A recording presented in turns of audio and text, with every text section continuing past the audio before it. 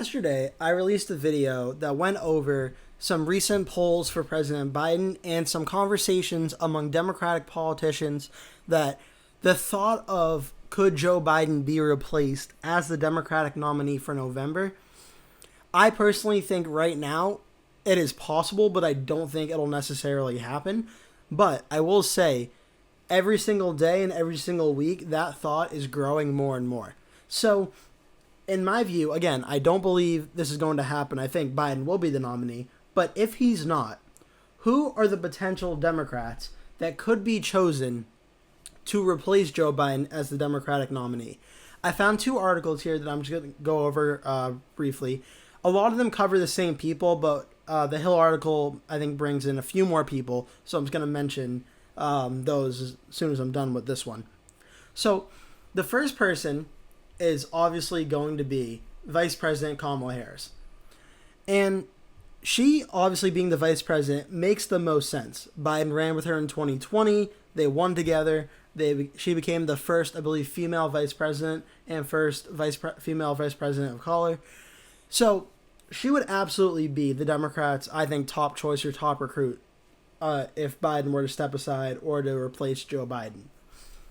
The question is for Kamala Harris is, would her being the nominee, and this is a question for all of them, but would her being the nominee get any more voters that Biden is not already getting right now?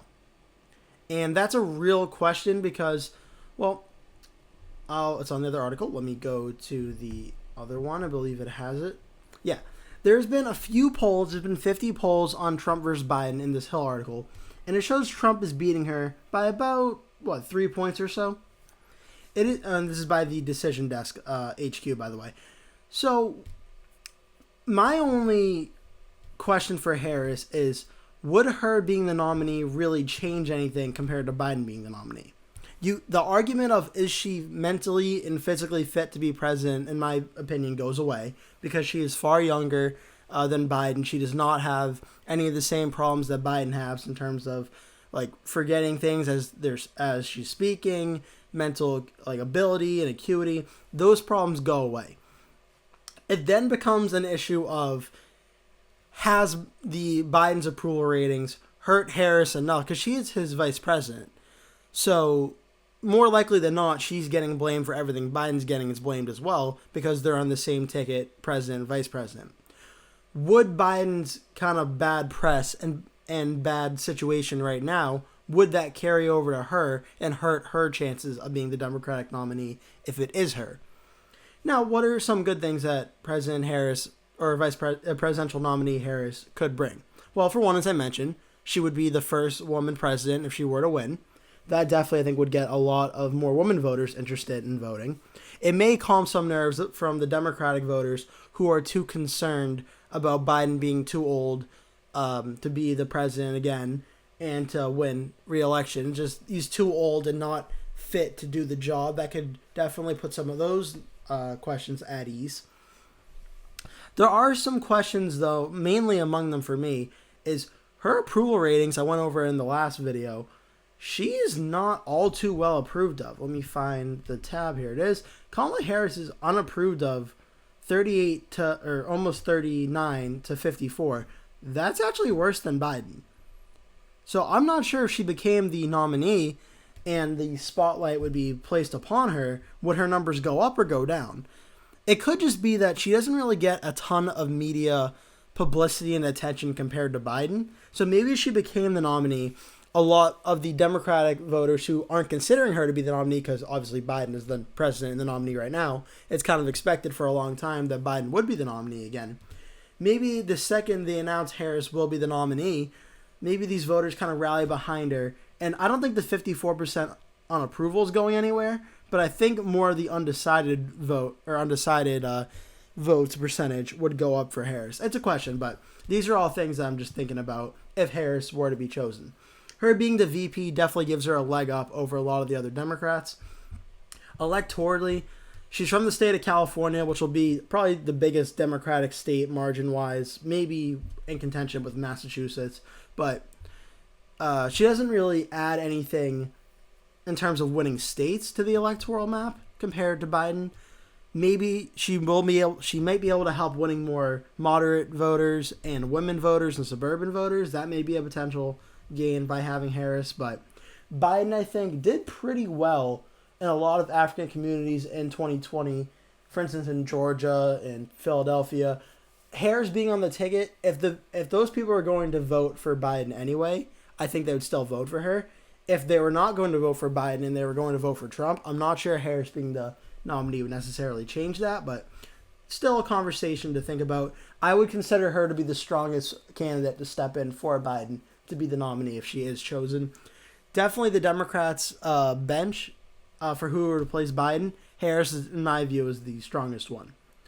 And this actually, the article kind of mentions this as well. She hasn't really been able to define her role in the administration too much.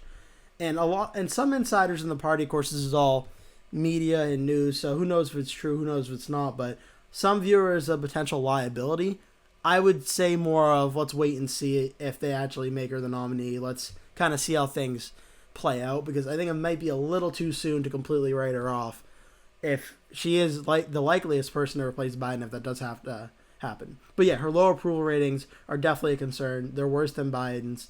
But you know what? Still, the fact that she's not a 80-year-old president who seems to be getting bad press after bad press every single day might actually benefit her and something that could help out. Number 2 is California Governor Gavin Newsom, also from the state of California. And Newsom, I think, he's the governor of the biggest state in the United States population-wise. That definitely is a good thing going for him.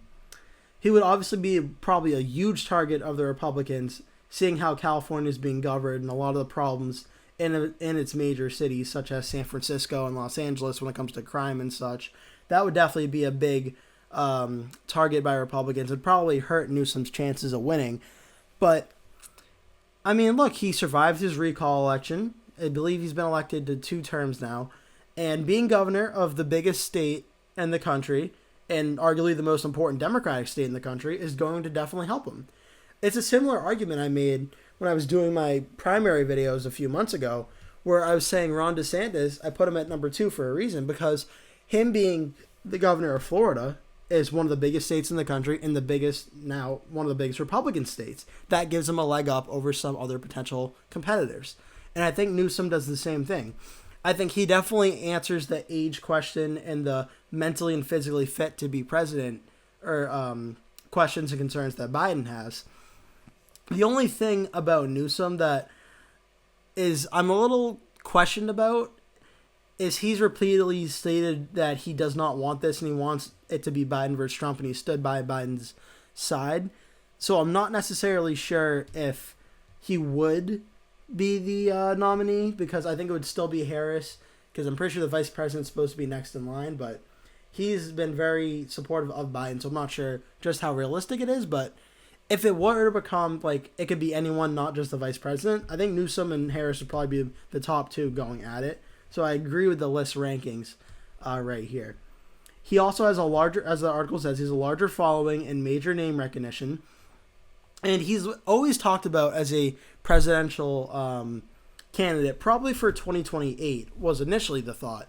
Maybe he might get moved up to 2024, but 2028, I assume it won't be, obviously it won't be Biden or Trump in 2028.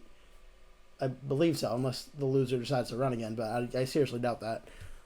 Likely will be a lot of younger Republicans and Democrats running for the first time. I expect Newsom to be one of them. I expect Vice President Harris to be one of them in 2028. So it'll be something to keep an eye on, but Newsom definitely number 2. Him being from California may help him with Democrats, may hurt him with Republicans. Homelessness, high taxes, increasing housing costs. These are all things that could definitely hurt him. But I would, at very least, if Biden actually were to step down and there would be a new Democratic nominee, I would not rule Newsom out. I would not be like, oh, it definitely won't be him. He's someone that I think could very well be the Democratic nominee. I just was thinking more towards 2028 or 2032, but definitely someone to keep an eye on. Number 3 is Michigan Governor Gretchen Whitmer. Now, she's a very interesting choice because she is from the state of Michigan, which is one of the most important toss-up states there is. It represents 15 electoral votes, which is only third to Pennsylvania and Georgia in terms of the toss-up states that I have. And if she could turn that state blue, which it may go red, it may go blue, it's going to be very, very close, one of the closest states. President Trump, to win 2024, to win the election, he needs to win at least one of the 3 Rust Belt states. Would her being a Midwestern governor, who has actually relatively pretty popular approval ratings, would her being governor in Michigan be enough to keep Wisconsin and Pennsylvania blue? Because if that's the case, if Whitmer can win these 3 states, that would make her the president. Because Trump would not, I don't think Trump has a path to victory without winning one of the 3 Rust Belt states. At least right now he does not. So Whitmer, geographically, when it comes to being the presidential choice, Michigan's a very important swing state. It makes a ton of sense. I totally get it. The only thing is, like Newsom, she's also stated that she doesn't have any interest in being the Democratic nominee. She's also, as I mentioned with Newsom, only 52 years old and definitely someone I would consider for 2028. 2024, I don't know. It doesn't... I think 2024, if it's not Biden, I think it'll be Kamala Harris. I think Newsom and Whitmer both wait till 2028. But her being from the swing state of Michigan, a very important state, especially very important for President Trump, if she can get in there and stop Trump and kind of use her home state as a battleground to try and defeat him, it definitely would be a beneficial thing to happen electorally and geographically. Also, as I mentioned, her approval ratings are pretty well. She got reelected with 54% of the vote in 2022. Definitely overperformed the polls and even overperformed what I thought she was going to do. So she is definitely someone I would keep an eye on. But I think keep an eye on her for 2028 as with Newsom. But still, definitely someone that'd be a viable candidate. Would also be a woman, so could help with women voters and suburban voters. And would quell the issues Biden has with age. Next is Illinois Governor JB Pritzker. This one, I don't think he would be the pick to be the nominee, to be completely honest with you. I just think that Illinois is obviously a big Democratic state, but California is also a big Democratic state. What would Pritzker bring as a candidate that Harris or Newsom or Whitmer wouldn't? Because I don't think Pritzker would make Michigan or Wisconsin or Pennsylvania more competitive than they are. So I don't think that would be the reason. He doesn't have a ton of name recognition despite his family being very wealthy. And that would be one of the pluses of him being the 2-term governor of Illinois, and his family has a lot of wealth. But despite all the wealth, I'm not sure if he's the most viable candidate in terms of actually being able to get results in a lot of the swing states. Not as much as, say, Whitmer or the next person coming up on this list. But, I mean, being the 2-term governor of Illinois is definitely nothing to scoff at. It's a very big state population-wise. President Obama was from Illinois, so definitely has a history of electing people from Illinois to be president of the United States. And Pritzker has made himself a noted attack person of Donald Trump. Trump has tweeted and mentioned him a lot. So in the Democratic Party and primary, that'll definitely help him out. It's just, I don't know. It's something about him. I just don't think he would be the Democrats' top choice for 2024. I have no doubt in my mind in 2028 he probably will run. But I don't know if he has the name recognition, despite all of his money, that would give him a leg up over Newsom or Harris or Whitmer. But he definitely has the money to, at very least, make this race competitive and stay in the race no matter what. So, Pritzker, interesting. I would say no, but definitely something to keep an eye on. Pennsylvania Governor Josh Shapiro. He is someone that was just recently elected in 2022, but he has done, honestly, according to the polls, a pretty good job. He has a 64% approval rating of the job he's doing in Pennsylvania. He was elected in 2022 with 56% of the vote. Now, part of that could be it was Doug Mastriano he ran against, but he also ran a very good campaign from all things considered, and his approval rating has continued to show that he has been very popular. Now, the best thing that I think he brings, in addition to his approval rating, because his approval ratings are very good, that definitely helps out, but he's also from the state of Pennsylvania. I can't imagine a pathway to victory for Trump or Biden or any Democrat that does not probably involve Pennsylvania. It's becoming one of the most important bellwether states in the presidential election every cycle. If he can make Pennsylvania blue, like Whitmer, he may have the effect of being able to win Michigan and being able to win Wisconsin. That being said, are there any drawbacks to Shapiro? The only one I would say is he did just get elected in 2022, so his name recognition won't be very high. And outside of like people who are already politically active and politically aware, a lot of people who don't pay attention to politics too much likely won't know who this is, especially compared to the vice president or the governor's the biggest state in the country, California. But nonetheless, Josh Shapiro is someone I would definitely at very least be intrigued by. And in 2028 or even 2032, he is definitely someone I think could be a potential Democratic nominee, because if his approval ratings hold steady and he wins re-election, I believe in 2026, I could see it. He could be a very formidable Democratic nominee.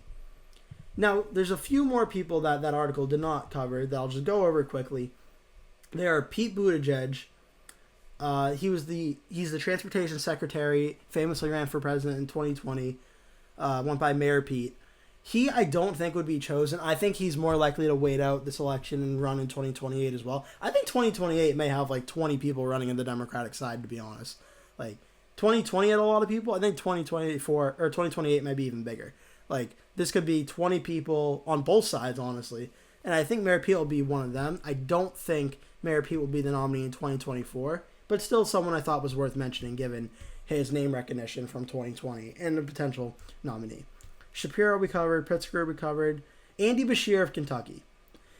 Andy Beshear of Kentucky is someone that I think is very, very interesting, but the Democratic Party I think is a little too far to the left now to nominate a Democratic governor from a Republican state of Kentucky like they may have done with Bill Clinton back in the 90s.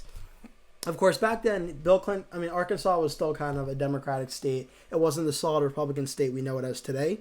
But Beshear, I don't think will have the name recognition of a lot of the other Democrats. He has the problem of being from a Republican state. So him being able to win it as a Democrat is very impressive.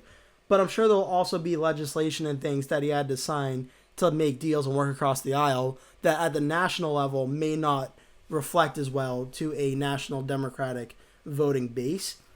But I will give him at very least credit that he won re-election in a Republican state in an off year that was definitely very contested. There was a lot of attention on it. And that at very least makes him a very formidable candidate electorally. As with all the other candidates, the questions of age and fitness goes away. And he is someone that I'm not sure will ever have enough name recognition or prowess to become the nominee of the Democrats. But he is someone I think that if he were to be the nominee, I think may have like one of the bigger like electoral college vote wins that I think any Democrat could have. Because he seems to have this ability in Kentucky to win over a lot of moderate and even some Republican voters in a state that where the Democrats are way outnumbered.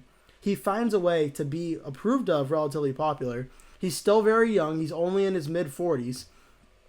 And as it mentions here, he won in a state that hasn't voted for a Democratic president since the 1990s with Clinton. He is someone that, if he were to be the nominee, I think he's one of the most electorally viable candidates there is. Just, he's very young. He's from Kentucky, and he doesn't have a ton of name recognition. And I think that'll bring him lower down the list. But he is someone, if he was the nominee, I would be very fascinated to see how that election would go. Because the problem is, he's not well known. But if he's able to translate his message in Kentucky to the national level, he would definitely be someone I would at very least keep an eye on. So, that's all I really have for this video. I thought it'd be interesting just to go over the potential Democratic candidates to replace Biden if that was needed. And I wanted to just show the electoral map a little bit. Because, I mean, look, Pritzker's from Illinois, solid blue. Beshear's from Kentucky, solid red. I don't even think him being the nominee would flip it, but it would definitely be closer, but I don't think it would flip it. But I don't think the Democrats, aside from Whitmer or Shapiro in Michigan and Pennsylvania, are prioritizing electoral map significance with choosing their nominee. But I think Biden will be the Democratic nominee. I can't stress that enough. I do think it'll be Biden. If it's not Biden, I would bet that it would be Kamala Harris. She's the vice president. You could argue she's earned it more than the other contenders. If for some reason it was not Biden or Harris, and it becomes a matchup between Newsom or Whitmer, I just think Newsom has the higher name recognition of being the governor of California, where he would be the next one up. But the one thing I can say for absolute certainty that I'm like 99% sure of, I think everybody I just talked about is going to be running for the nominee in 2028 for the Democratic side. I would be shocked if any of them don't run. They all seem like they're in prime position to run, and I think they will run in 2028, and a lot of them may even run in 2032 if they don't get the nomination and if a Republican wins in 2028. But that'll do it for today's video. Thank you so much for watching. Please like the video if you liked it. Please subscribe to my channel if you have not yet done so, if you're new, to watch future videos similar to this one. Thank you so much for watching. I hope to see you in a future video.